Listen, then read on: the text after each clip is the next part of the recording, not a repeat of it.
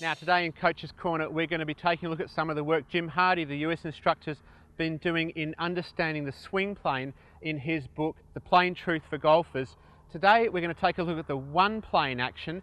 Now Hardy calls the one plane swing that because, as he defines it, at the top of your backswing, your left arm for a right-hander is very close to the plane that your shoulders are turning on. Okay, on a two-plane swing, the left arm swings up above the plane that your shoulders are turning on. Now this may seem like a very small difference between two actions, but as Hardy states, what you're trying to achieve with one swing is actually completely opposite of what you're trying to achieve with the other, and the fundamentals that go with each are very opposite as well. Famous one-plane swingers, which is what we're going to concentrate on today, are people like Ben Hogan, probably the most famous golfer of all time, and of course Chad Campbell, that played so well in the recent Masters. The one-plane swing, it really suits people that have a fair degree of ab and upper body, back and chest strength, and flexibility, because where you get your power from in a one-plane swing is the turn of your shoulders and upper body against the resistance of your hips. That's really the engine room of the one-plane swing. Now, let's have a look at some of those fundamentals. So, first of all, with the grip, in a one-plane action, we're looking for a neutral to slightly stronger grip. Now the reason for this, and that both of those V's will be going around my right shoulder, is that in a one-plane action, it's a slightly flatter action, and the squaring of the club face happens a lot just through the club moving around on that flatter arc. There's not a lot of hand action involved in the one-plane swing, so and the type of grip, a little bit strong to neutral, helps to encourage that, not a lot of hand action. In the setup, if we look from in front, the stance is fairly wide. The ball position for an iron is just forward of centre. For a driver, it might be up on your left heel.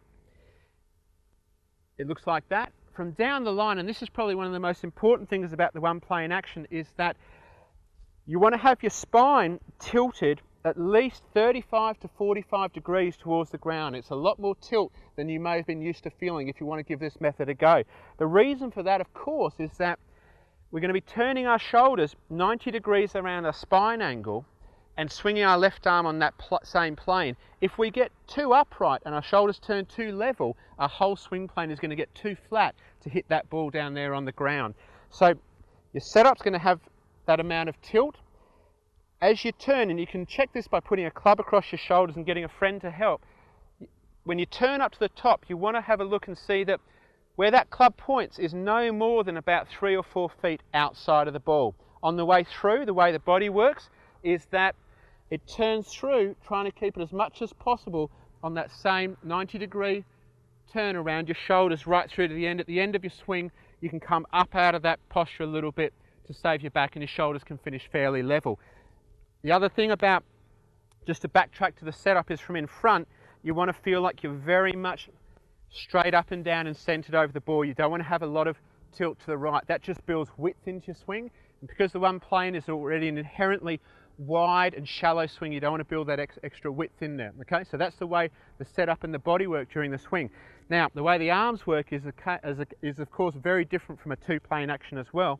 In a one-plane action, the arms work around the body. So on the way back, as you take the club away, the right elbow is actually working up and behind the body. The left arm is working across the chest.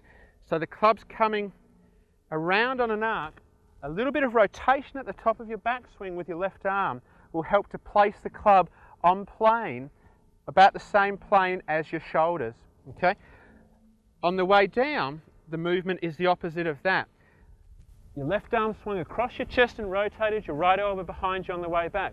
On the way down, the arm movement is actually quite passive at the start of your downswing. You just start turning your whole torso, your left shoulder, your torso and your left hip back down to the ball. That will actually carry your arms and the club down the plane line into the ball. On the way through, your left arm worked, on the way back, your left arm worked across, your right elbow behind. Now your right arm works across your body and your left elbow folds up and behind. A great way to think about the action of the arms in a one-plane swing is that they are always rotating and working around your body like that. When you put those two moves together, it should look something like this.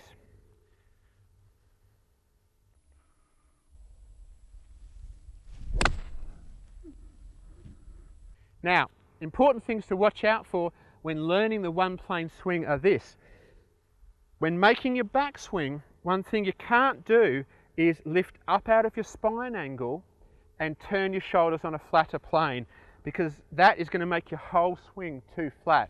The other big thing you can't do in a one plane swing is on the downswing, you don't want to feel like you drop your right shoulder down and swing in from this angle, because that's going to put the club too far in behind you, the face too open, coming too much from the inside, and you're going to hit pushes and you're going to hit hooks. So that's a couple of things to watch out for. If you would like more information about Jim Hardy's work, the one and the two plane swing, check out his book, The Plain Truth for Golfers. For more information on my teaching, go to our GolfZone website, and I hope you have